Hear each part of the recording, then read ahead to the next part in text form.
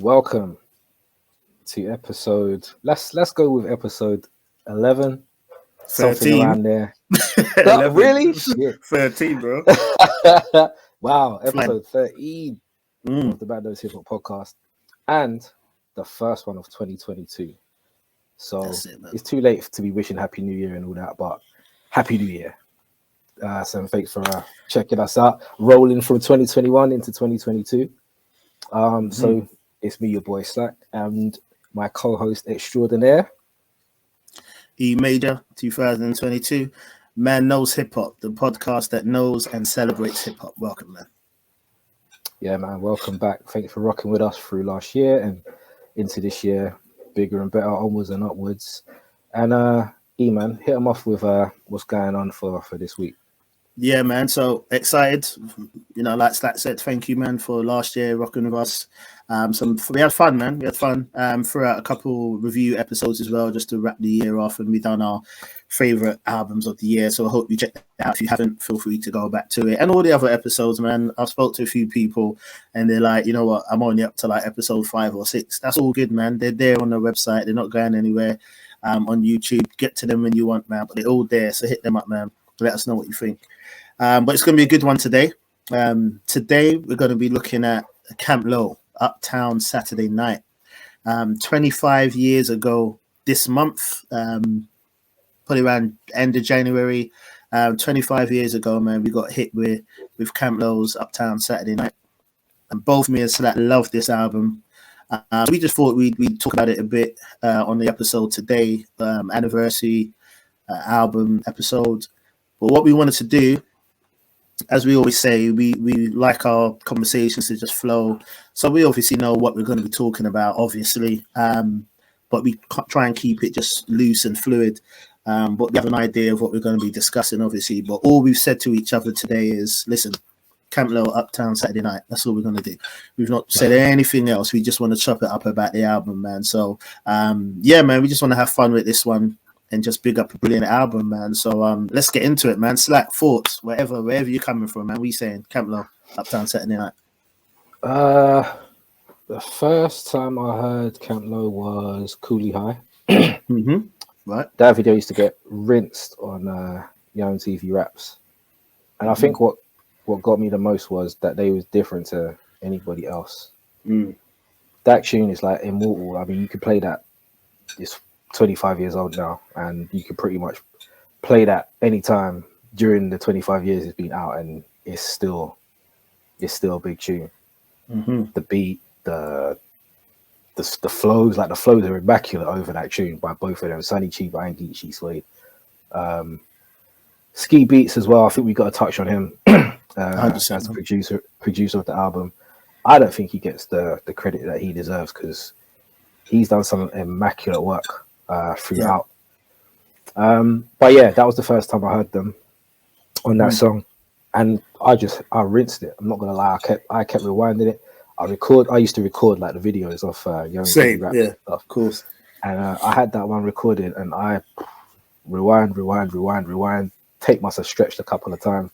Well, it was just like when it finished, it was like that wasn't long enough. You got to run that back again. And even today, like it came on in the car the other week, and I was like, okay, got to run it again. It's just such a tune that you can just have on in the background or whatever. So yeah, that was my intro. Sick tune. And then after that, I heard Lucini. And my question about Lucini is, I wonder if God got the royalties for that beat, because he must have had some input on there, because that tune is godly, like from start to finish. That the sample, the musically just immaculate again, Ski Beats. And then just the way that they go back and forth again, the flows. I think the thing that people always throw at Camp Lo is, I don't know what they're talking about. Like the whole idea of their whole shtick is like the 70s blaxploitation. They've got that whole, like that's their whole swag. Like they call it slanguage. So they'll talk a lot of slang that we might not, but we can still understand what they're saying. As in, like, I can understand what they're referring to. They might have a certain way of describing something or whatever. But that's what I think makes them more interesting. They're not just man. They're not just saying, just random stuff. And I think Geechee Suede, man, I think he's an amazing rapper. Like his flow is super crispy. It's brilliant. And the stuff that he says as well, he can really rap, man. Like he's very, very talented. Sonny Chiba's good as well, but for me, it's always been Geechee Suede that I think has been. I think it's his voice as well. But I think Sonny Chiba's got the voice for me, man. Sonny Chiba's voice. I was literally just gonna say, like, as a duo, I think they fit each other like perfectly. I don't know how they met or whatever, but as a duo, like people talk about Outkast a lot, but I think Camp Lo has that same balance. They've got that same because it's not like you can't tell one apart from the other, and it's not like one is way better than the other. You know what I mean? Like we've got in some duos where one is just like heads and tails above the other. But both of these guys are dope. But I just have a preference for Geechee. I hear that. I think maybe just because he's a bit smoother with it and his flows slightly smoother. Sonny Chiba's more in your face kind of with his raps. But again, I love him as well. So either way, it's fine. But when I heard Lucchini, man, that was over the top. So I was like, I have to get this album. So when I saw the album cover and they had taken like the Marvin Gaye inspiration, again, so they just hit three things. They were like, the two singles were fire. The album cover made me wanna get it. And I really like Ski Beats because he had done obviously a lot of work on Reasonable Doubt. And I was a big fan of the original Flavor album. What was it called? Beyond Flavor. So they had like a Can I Get Open and them kind of tunes on there, and they had a really kind of comedic kind of vibe. A lot of the stuff they would say was quite funny, humorous. But again, Ski Beats, I liked a lot of the beats on the album. So when I knew that he was producing this album, plus the singles I heard, plus the album cover, I was like, okay, I'm sold. So when I took it home and played it, I was still surprised by how good it was, even though I knew that lead up was kind of telling me that, this is going to be something of quality. I was still shocked by how brilliant the album is. Just the tunes like Sparkle, Black Connection, the beats, man. The beats fit them perfectly. The flows are perfect. There's just nothing I can say. Like it kind of surprises me that it's not spoken about more. I've mentioned it a few times on my Twitter account because I like to make sure that albums that. How many times can we talk about Cuban Links, Illmatic and Reasonable Doubt, or Illmatic or whatever? So I like to try and speak about stuff that doesn't get spoken about a lot. And that for me is one, because I think you could play that for anybody. And what I like is if I talk about it, I get like a wide gamut of people that are like, I love the album, or you know what I mean? People that are young, people that are our kind of age group, people that are older than us that are like, so that tells me that, for it to be released back in 97 and people are still rocking with it to this day and they say, yeah, bro, that is a classic album. It's just a shame that it's not revered as much as it should be, but it's one of them things, isn't it? Every album can't be Illmatic or It Was Written or whatever.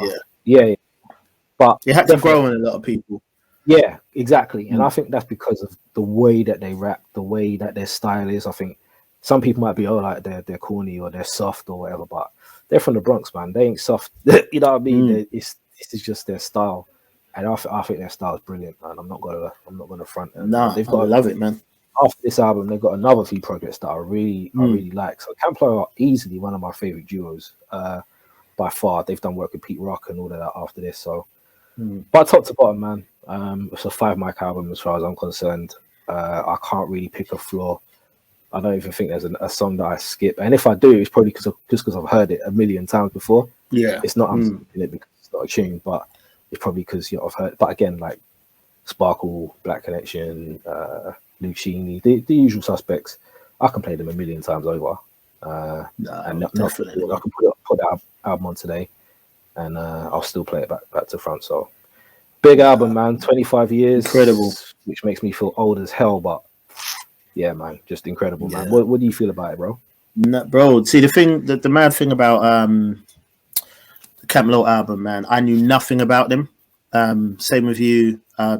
Literally just heard the song come on MTV.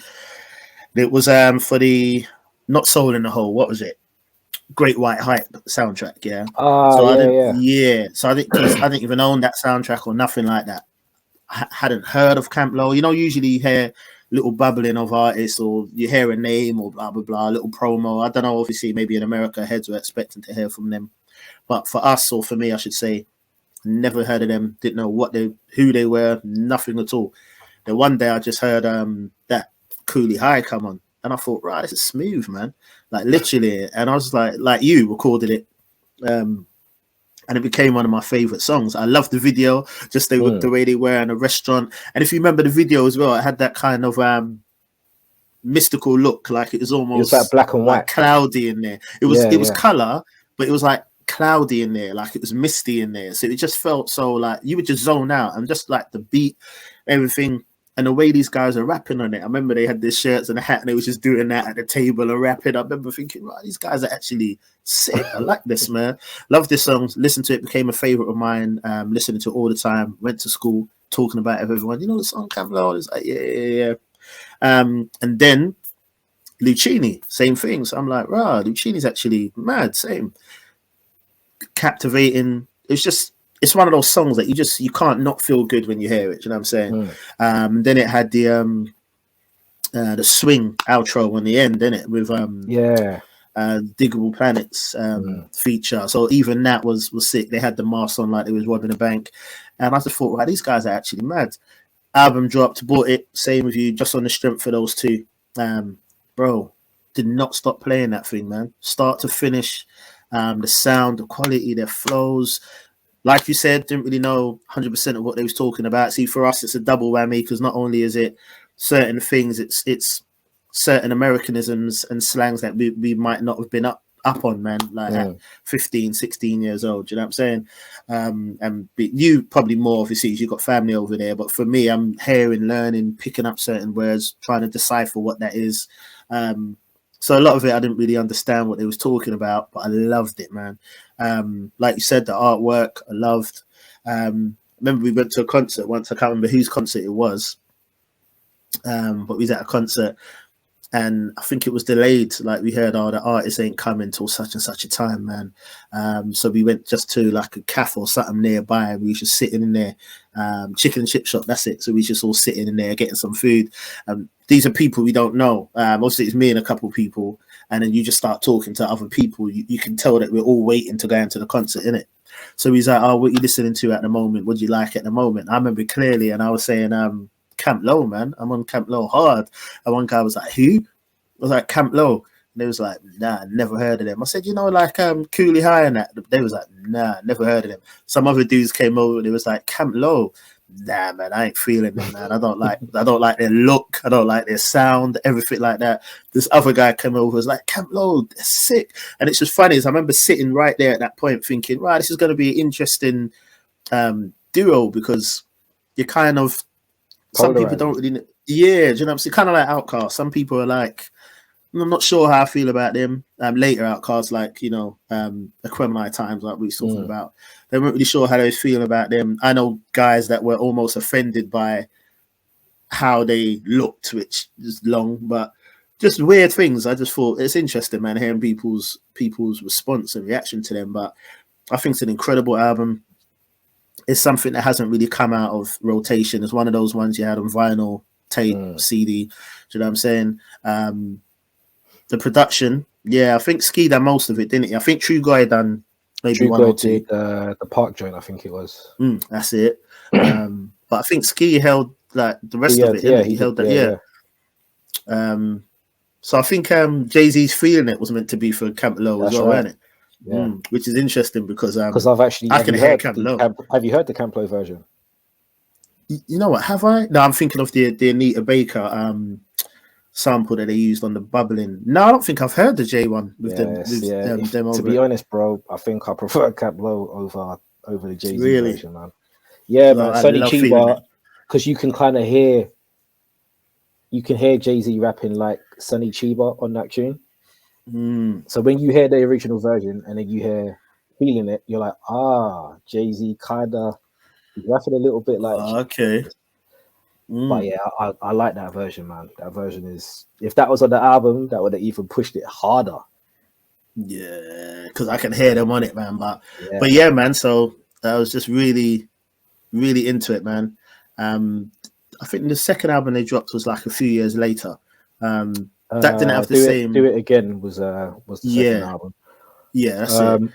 Again, it was dope, but I don't think it was as dope as the debut. They had like a couple of tunes that are big, like Gotcha, the title tune. So they had a few tunes on there still, but it wasn't banging top to bottom, in my opinion. But the debut was banging from top to bottom.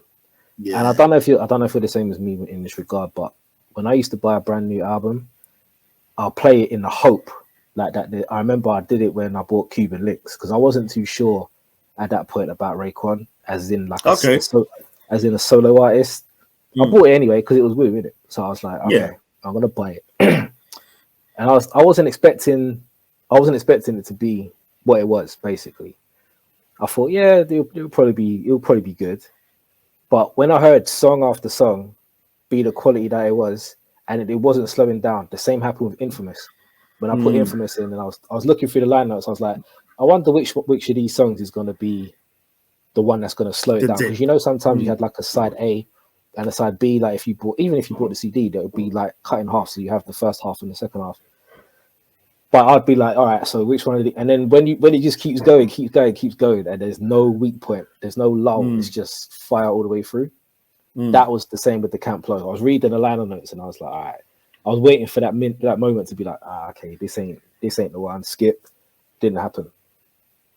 Did not happen. Went all the way through. No, I agree fully. And I think the thing, like I said, I didn't know who they were or anything like that. So I think the thing that makes it even better, why it's probably an album that I hold so close to my heart, is because if we're honest, man, a lot of albums, how can I put it, man? There's not many albums that you just sort of buy with not knowing anything really about it or hearing these, and it actually really, really delivers. It was something I just weren't really.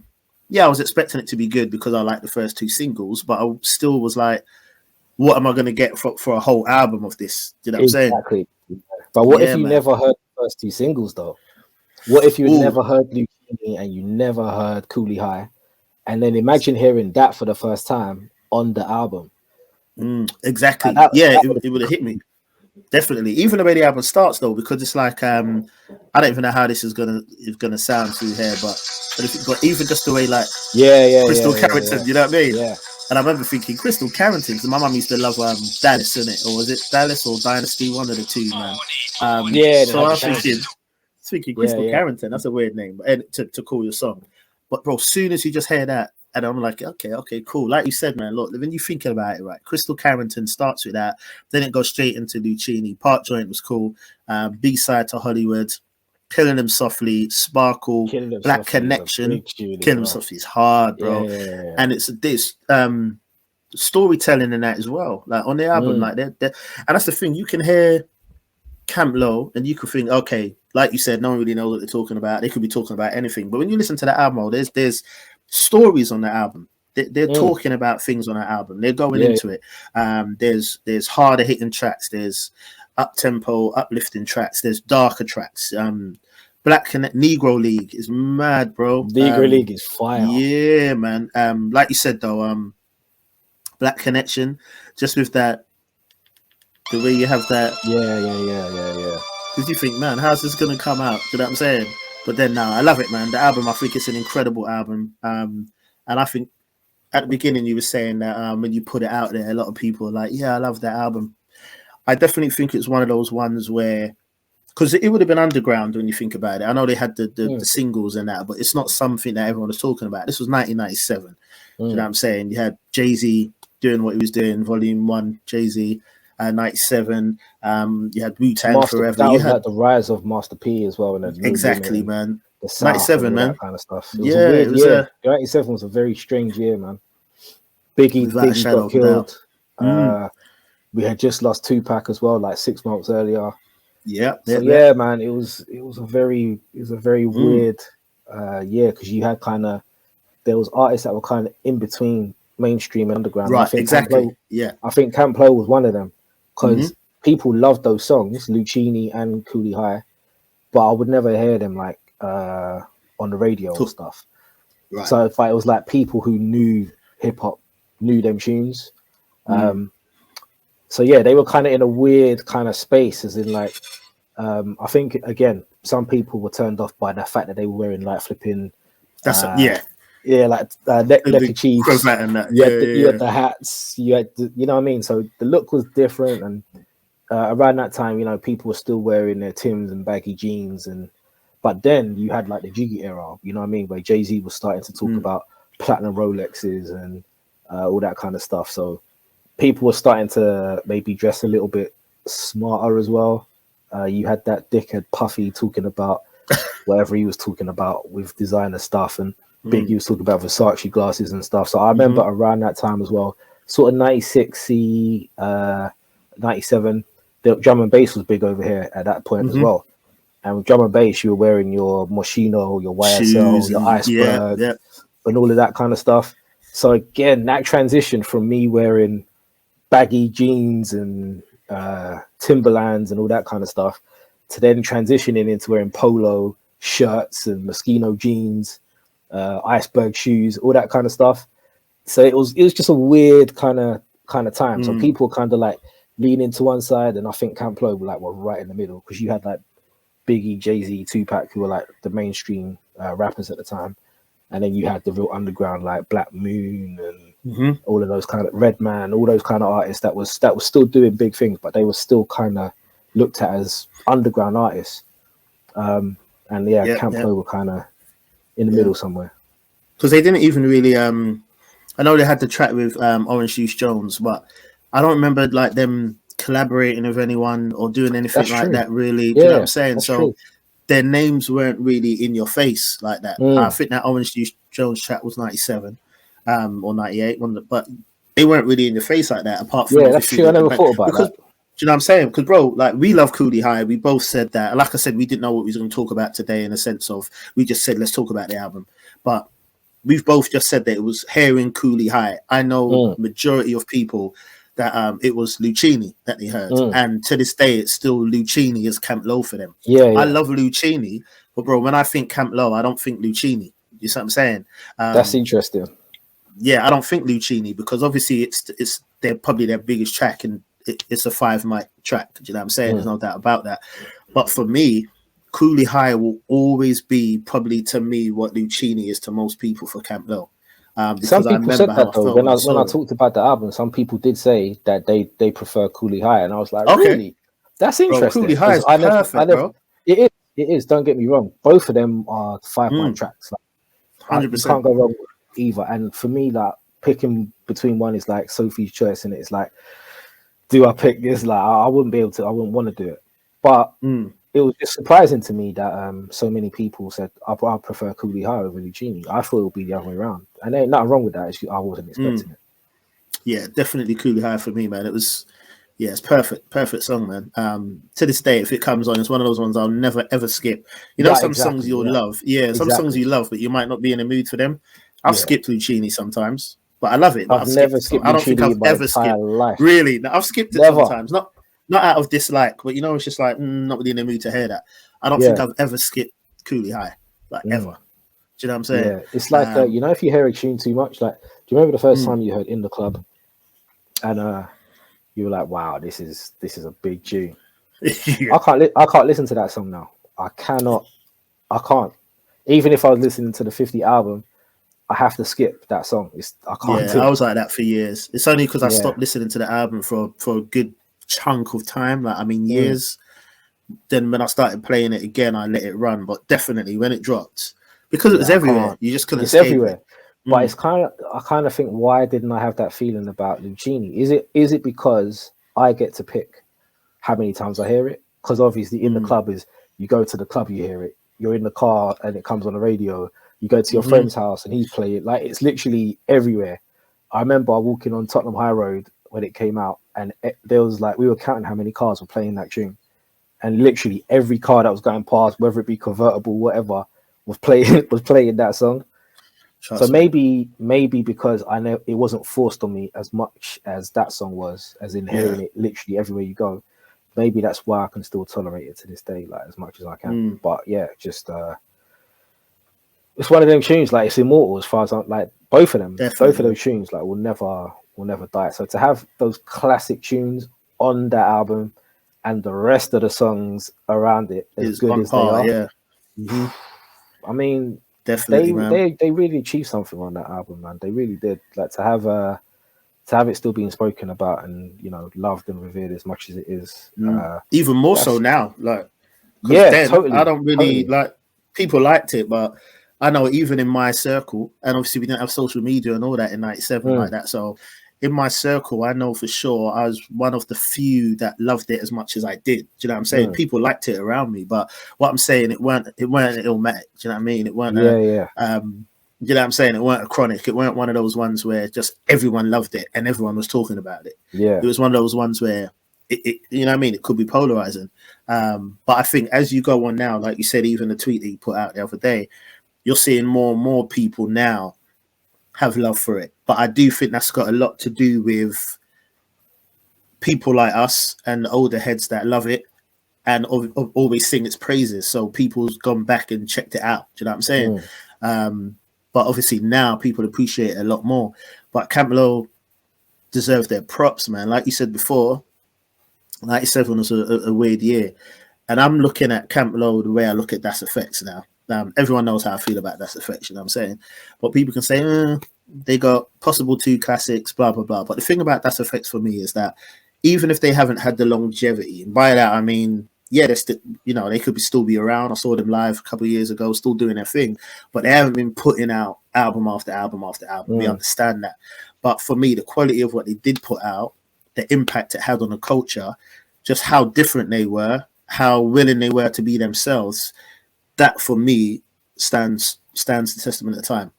And that's their downfall though wasn't their fault. It was because everyone was biting their style. Everyone was doing because it was so good what they were doing. Yeah, exactly. So the fact that everyone was biting their style, it diluted it quicker than it should have been. But what you said, I think, circles back really nicely to our first ever episode of this podcast, was talking about classics. And what you said was so right about people who maybe are gravitating to it more now. So that album was great when it was released, and people like us knew about it because we were so deep in hip hop. But as it goes 25 years later and people are still appreciating it, that tells me, and more people already appreciate that, that's what a classic means, man. Like that is literally the meaning of a classic album, that you can play it, you could play it then, and it sounds as good today as it did then. That is literally the meaning of 100%. A classic. So I don't understand how we can have that conversation 24 hours of, like, we're talking 25 years, like not 24 hours after something, 25 years after an album's dropped, and we're still saying that album it still stands today.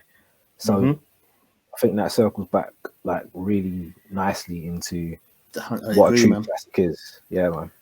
I agree, because like you said, we all thought it was good then, but now, you talk about that now, everyone's, they'll be picking it up, they'll be saying, yeah, it is what it is. But yeah, just, what I mean, for them to come out and do what they were doing, it was different, man. Like, we didn't see anything like that around that time. Still haven't. No one else. Still haven't. No one else can because it can't really be copied. That's what I was going to say. Exactly. Right. I put up a tweet again the other day, and I was like, something about like back in the day, like you had to be original, and now like we've just got clones. Who can clone Camp Lo? Nobody can do that style. And if they did, people be like, bro, that's Camp Lo. Like you can't be doing the whole look and talking the language and all that they're doing, having them kind of soul. You can't do it. And that's what hip-hop was.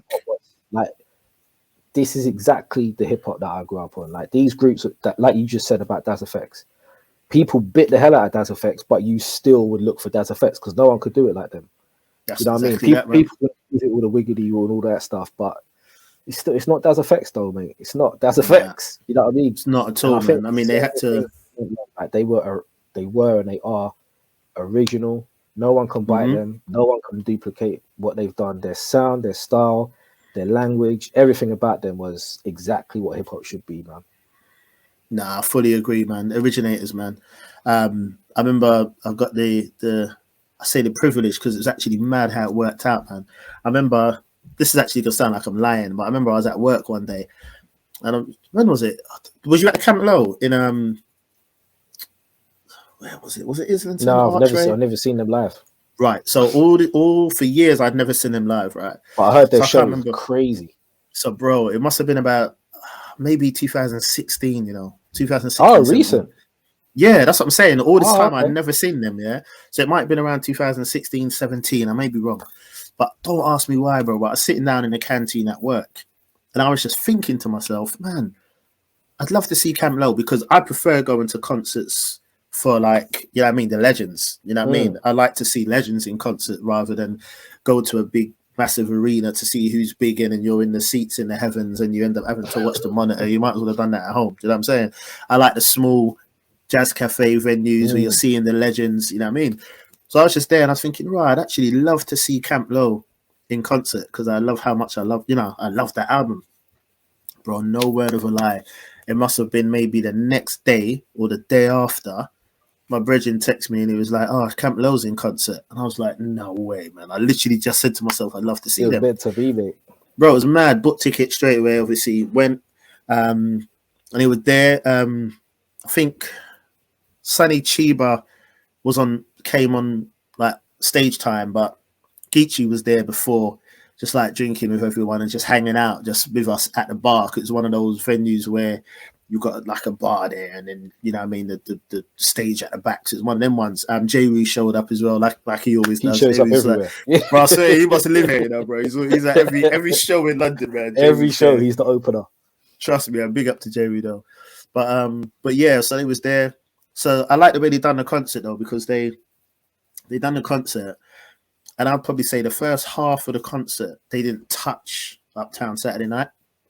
So they done like just loads of other songs, and I mean of the Tiffany and just all the other works. So good for a good like maybe 20 minutes, half an hour maybe. They didn't do any Uptown Saturday Night. So obviously everyone is still having a good time in it, man. It's Camp Low, you're enjoying it, you know the songs. But then when them drums came in though for Crystal Carrington, bro, the place just erupted, man. It was like, and I felt bad in a way because it was like that's what everyone wanted. But bro, the atmosphere just exploded, man. As soon as they done that, then they just ran through, man, done the whole album more or less. Bro, one of my favorite concerts, man. Killed it, man. It was so good to say, yeah, finally got to see Camp Low. So this would have been a few years ago, but now if they do something now, I'm there, man. I'm there. Definitely, man. But yeah, no, it's a classic album for me. Something I still go back to regularly. When I thought about this show, obviously, was listening to it again, just playing it, thinking, "Nah, this is actually an incredible album, man." And I'm convinced, man, in years to come, I'll still be listening to that album. Like you said, even if the artwork, bro, as timeless as Marvin Gaye's music is, I feel like even if that Marvin Gaye looking artwork, I feel like this album is as timeless as like Marvin Gaye work. Do you know what I'm saying? Because you can't put a timestamp on Uptown Saturday Night. It don't sound like anything else. It don't sound like you can't say when it came out. You know, like when you listen to it, you know, like when you listen to a Sade album, and you're like, I can't tell you when this album came out. If it was the 80s, the 90s, the noughties, like this album just sounds like it exists at any point in time. I don't think if you said to someone, when did this album come out, and they didn't know, I don't think they could tell you, because it doesn't sound like the 90s. Do you know? It doesn't sound like the 2000s. It's just good music, and that's what classic hip hop should be. Do you know what I'm saying? Like, you shouldn't. No, I remember Q-Tip saying about Large Professor saying, "Don't say the years on Midnight Marauders," because that puts a limit on the music, because they're like, "Oh, okay, this is 93." If you just let the music play and don't mention what year it is or anything like that, you could be like, "Wow, this could have come out at any point." And I think that's a testament to Ski Beats as well, because he's a very jazz influenced producer. A lot of his samples are very jazz, like horns and strings, and the way he puts beats together, like he's made some of my favorite beats over a long period of time. the work he's done with Currency. I love the whole Pilot Talk series. Mm-hmm. 1-4 was released recently. It didn't get much light because it was released on the same day that Nas's album Magic was. Yeah, last So minute. it kind of got pushed to the background a bit. But Pilot Talk, man, those albums mean a lot to me, man. And Ski Beats has helmed pretty much all of those projects. Plus, he did a lot of other stuff with Camp Lo. He did the Karate School stuff as well. As I said as well, the work he's done with Jay-Z, like he's a very underrated producer, man. Definitely. So I wanted to take this opportunity as well to big up Ski Beats, man, because without him, the album might not have sounded as good as it does. Because I think the music he gave them was just perfect. For them. It fit them perfectly. I don't think another producer. Pete Rock has done some great work with them, but that's a completely different kind of sound. Time, and it's a different sound. Yeah, different sound. But I think that the whole blaxploitation stuff that they were going for on that album, and the way Ski Beats has incorporated those samples, man, like it's perfection, bro. I agree, man. Like look at as you were just playing the intro, like Crystal Carrington, and then the strings on Black Connection, how smooth Cooley High is. How look at the horns, like, and all of those sounds are different, but it all fits. Like you've used horns, you've used strings, you've used hard drums, and you've made it work into one album. A lot of producers they will keep with a sound throughout the album, but he's gone with so many different types, but it all fits, it all works. Yeah, and with a group, he's definitely done that. Yeah, like that for me is a producer. That is like a real masterful producer's job that he did on the album, and to have like two really different artists as well, like Sonny and Geechee, like how do you even begin to think of what kind of beats to give them? Do you know what I mean? Because they are so different. So yeah, man, he did a phenomenal job on the album, man. And on others, but yeah, he definitely hemmed it together perfectly, in my opinion.